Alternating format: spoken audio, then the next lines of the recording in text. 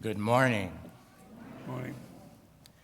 A priest told his congregation, next week I plan to preach about the sin of lying. To help you understand my sermon, I want you all to read Mark 17. The following Sunday, as he prepared to deliver his sermon, the priest asked for a show of hands. He wanted to know how many had read Mark 17. Nearly every hand went up. The priest smiled and said, Mark only has 16 chapters. I will now proceed with my sermon on the sin of lying. When Jesus began his public ministry of preaching and healing, John the Baptist had already been arrested, putting an end to his movement of religious revival. At this point, instead of going back home to Nazareth, Jesus went to Capernaum. As a Jew in Roman-controlled territory, Jesus had decided to locate himself among the marginalized, with the poor, not the wealthy, with the rural peasants, not the urban elite, with those who are being ruled, not with those who are the rulers, with the powerless and exploited, not the powerful, and with those who resisted imperial demands rather than those who enforced those demands. We hear in today's gospel that Jesus started his ministry, invited a core group to join him, Peter and Andrew, James and John, and others to become fishers of men. In the ancient world, fishing was a metaphor for two distinct activities, judgment and teaching. Fishing for people meant bringing them to justice, dragging them out of their hiding places, and setting them before the judge. Fishing as teaching people meant leading them from ignorance to wisdom. Both situations involved a radical change of environment, a break from the former way of life, and an entrance upon a new way of life. So why did Jesus make it a point to invite fishermen to follow him? Father Joseph Benitez of the Diocese of Maribel in the Philippines offers some observations about being a fisherman. First, a fisherman has patience. He learns to wait patiently until the fish will take the bait. If he is restless and quick to move, he will never make a fisherman. The good fisher of men must have patience. It is rarely in preaching or in teaching that we see quick results. We must learn to wait. Second, a fisherman has perseverance. A fisherman learns not to be discouraged, but will always try again. The good teacher and preacher must not be discouraged when nothing seems to happen. He must always be ready to try again. Third, a fisherman has courage. As the old Greek said when he prayed for protection, my boat is so small and the sea is so large.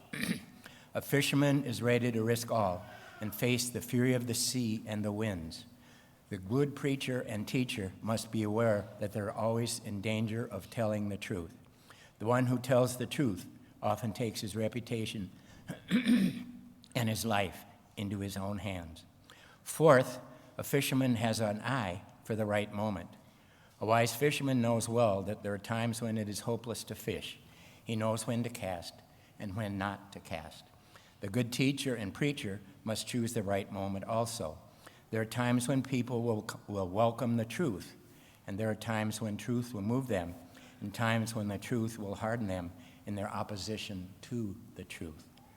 Fifth, a fisherman has to know how to fit a bait to the fish. One fish will rise to one bait, and another to another. The wise preacher and teacher knows that the same approach will not work with all men and women. He may even have to know and recognize his own limitations. He must have to discover that there are certain spheres in which he himself can work and others in which he cannot. Lastly, the wise fisherman must keep himself out of sight. If he exposes his own presence or makes too much noise or even casts a shadow, the fish may not bite. The wise preacher and teacher will always seek to present men and women not with himself, but with the message of Jesus. His aim is to fix people's eyes, not on himself, but on the figure beyond. As we heard, Jesus began his ministry among the small and insignificant places and people who were central to God's purposes.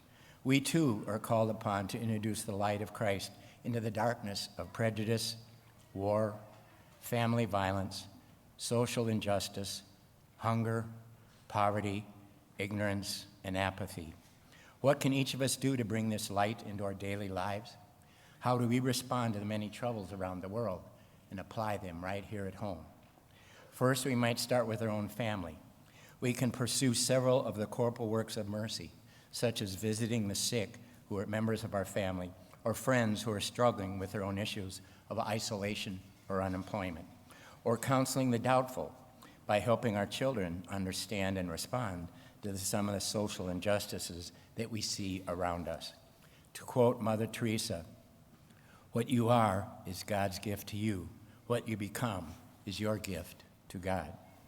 We might also try to make a difference in the workplace. We can try to help one of our coworkers who are struggling with problems in a calm, upbeat manner by taking time to listen, showing empathy, and maybe helping them find a solution.